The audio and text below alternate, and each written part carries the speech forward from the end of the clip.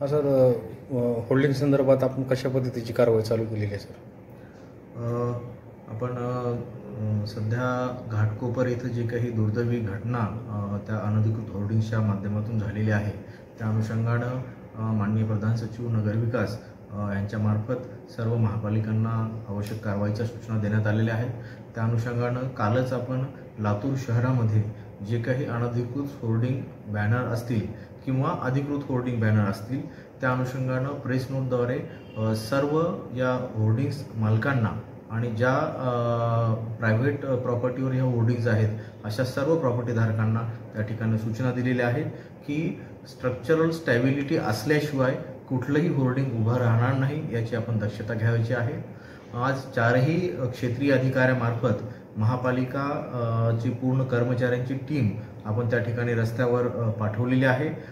जेवढे काही hoardings without structural स्टॅबिलिटीचे आढळून येतील, मग त्यामध्ये अधिकृत होर्डिंग्स असो किंवा अनधिकृत होर्डिंग्स असो, ही सर्वच होर्डिंग्स तात्काळ हटवण्याचे आदेश आपण या ठिकाणी निर्गमित केलेले आहेत। मला अपेक्षा आहे की येत्या 2 ते 3 दिवसांमध्ये शहरातील सर्व अधिकृत अनधिकृत अशा दोन्ही प्रकारचे होर्डिंग्स आपण काढून घेणार आहोत।